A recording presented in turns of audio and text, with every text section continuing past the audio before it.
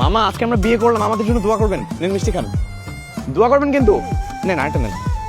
চলো দেখো, ওই দেখো ট্রাক। আবার ট্রাক? সমস্যা নেই, এবার সবকিছু সেরে আসছি। আচ্ছা একটা কথা বলি। তোমার ওয়াশরুমে যেতে হবে? আরে না, সেটা না। তাহলে? মানে আমি বলতেছি কি, আমাদের তো বিয়েটা হয়ে গেছে তাই না?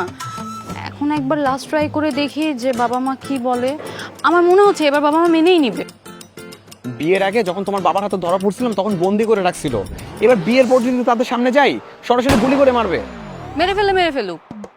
আমি আমার বাবাকে অনেক ভালোবাসি, আমার মন ভালো লাগতেছে না, বাসায় যাবো। মুনিয়া, আবির, আমি ভাবছিলাম বিয়ের পর তুমি চেঞ্জ হবা, না তুমি এখনো সেই আগের জিনিসে পড়ে আছো।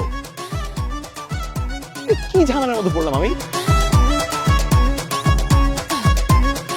এই মুনিয়া,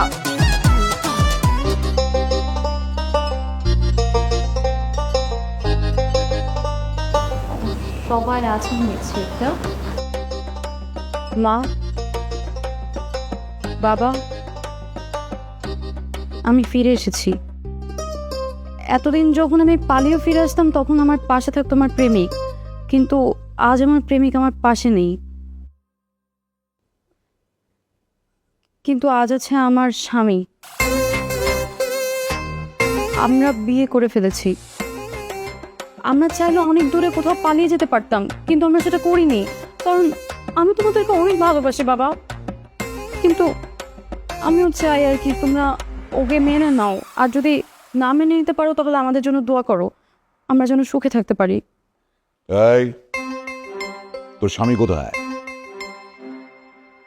আবির, আবির,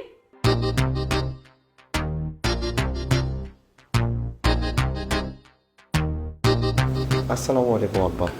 ওয়ালাইকুম আসসালাম। ভয় পেতে হবে না, আমি অলরেডি হেরে গিয়েছি। কি বলছেন আব্বা? আপনি কেন হারবেন?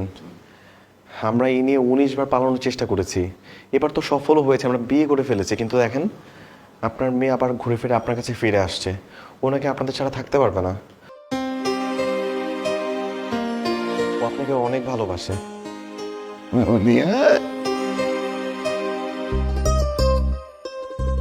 লক্ষ্মীর মা। অফিসার, আপনার প্রস্তাব আমি মেনে নিচ্ছি, মানে এই আবিরকে আমি আমার মেয়ের স্বামী হিসাবে মেনে নিচ্ছি। তবে আমার একটা শর্ত আছে, আমার। কি শর্ত? Very simple. জনস্বার্থে বায়ু দূষণ রোধকল্পে আজকের পর থেকে ওকে বায়ু নিয়ন্ত্রণ করতে হবে। ও যেখানে সেখানে আজে বাজে খাবার খেতে পারবে না, একদম সহ্যের সীমা ছাড়িয়ে যায় সে। লাভ ইউ বাবা।